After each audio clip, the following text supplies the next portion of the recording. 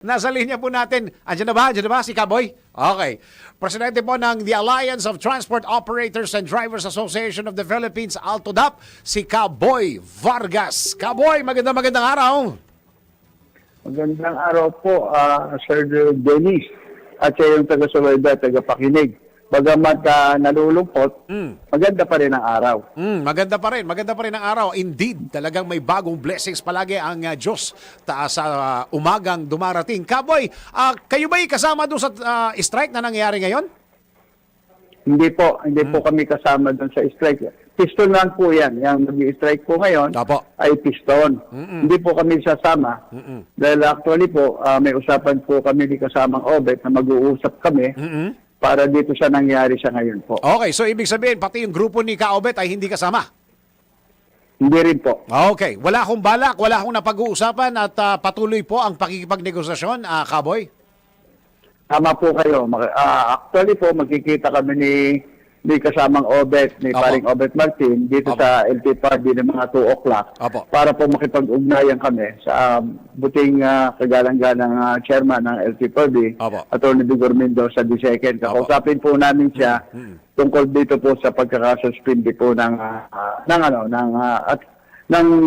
pamasahe po na sana po matatanggap na po sana namin itong araw na to. Kaya lang nalulungkot po kami.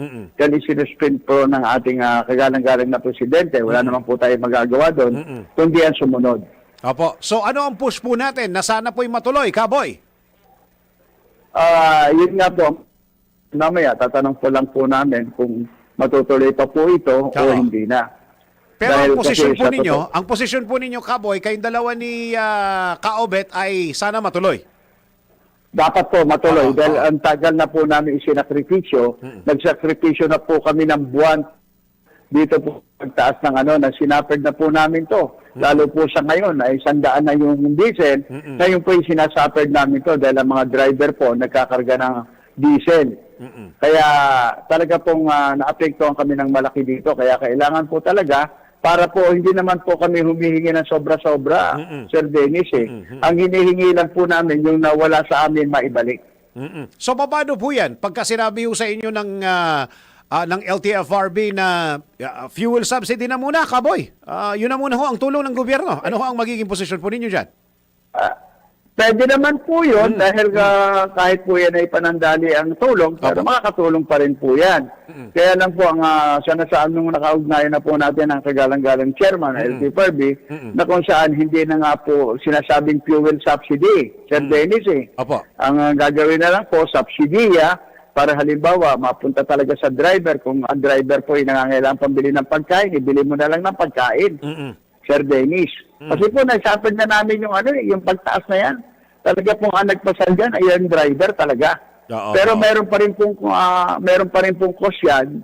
Meron pong mga problema pa rin na kung saan meron po tayong mga kooperatiba na ang driver po nila ay swelduhan.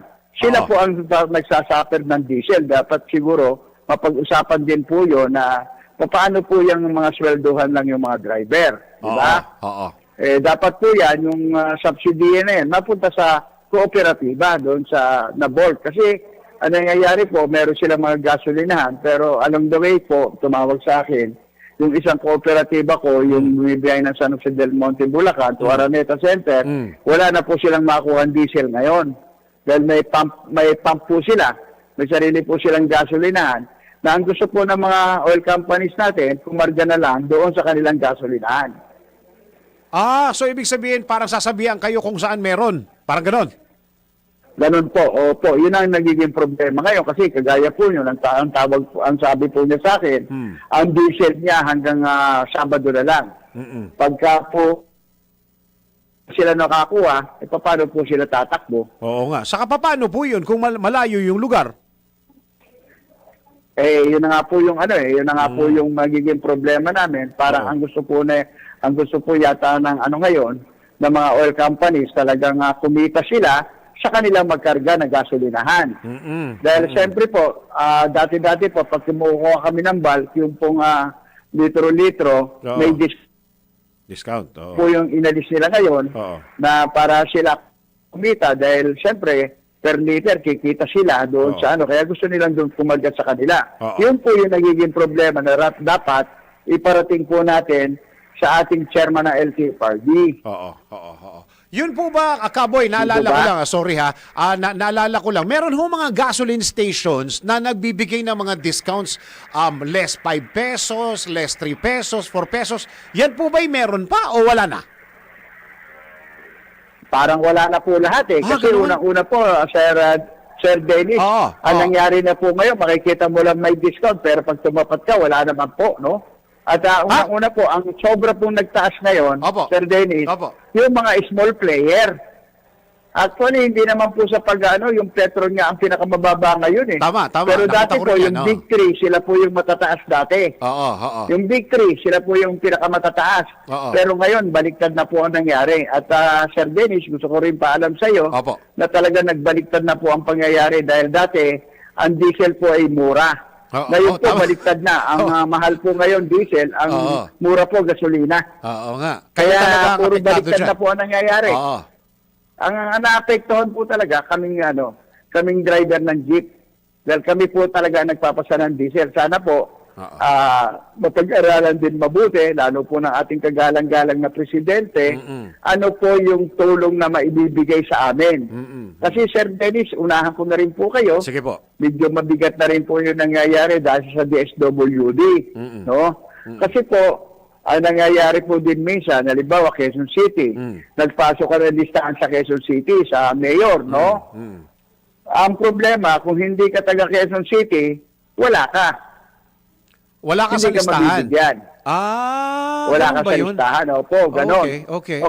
Yun na po yung nagiging problema na dapat along the way, mapag-usapan. Oo. Kasi halimbawa po, ang rota ko, Padilla-Cubao. Oo. Ilang bayan ang dadaanan ko? Oo. Ngayon, halimbawa, pag Marikina ako, sa Marikina pala ako magsasaglit.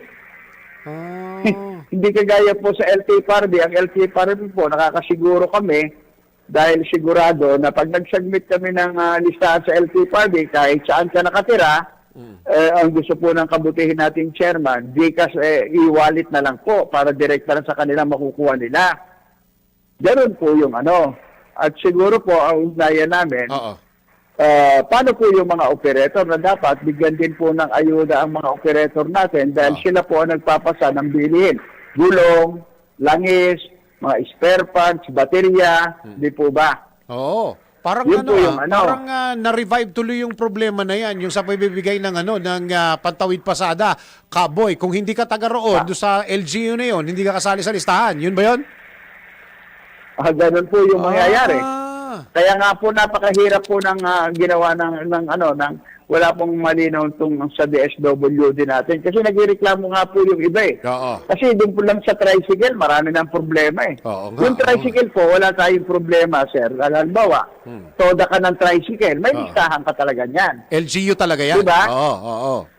Opo, LGU, sir. Kami, parang yun nga, ang mangyayari, parang halimbawa, ang Manila. Ang Manila po, humingi ng listahan.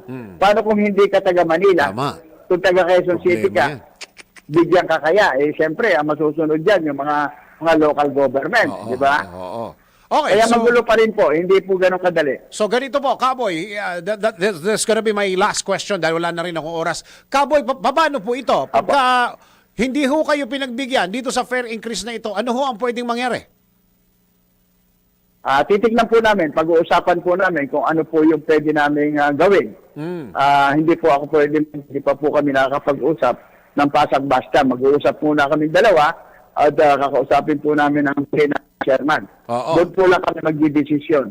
Sir Dennis. Opo, yung mga miyembro po ninyo, ano sabi? Pagka hindi ho naibigay yung fare increase, titigil na yung sa pasada, hindi na papasada. Ang Ganun. problema po namin sa ngayon, Sir Dennis, yung Oo. may mga report, kagaya po ng Bulacan, po nila, parang ayaw nang bumiyahe ng mga driver namin dahil nauwi lang sa diesel. Naku. Wala po kaming naiuwing kita. Oo. Ikaw po ba, Sir Dennis, kung driver, magtsatsaga ka ng init, pawis mo, usok mo na isang araw, tapos wala kang iuwi sa pamilya mo, di titigil ka na lang po talaga. Okay. Yun po yung kinakatakutan namin sa ngayon, Sir Dennis. Okay. Kaboy, maraming salamat po sa oras na binigay nyo sa DWIZ po. Ay, maraming salamat po sa inyo at God bless po at mabuhay po kayo. Maraming salamat po, Presidente po ng Alliance of Transport Operators and Drivers Association of the Philippines o ALTODAP, si Kaboy Vargas.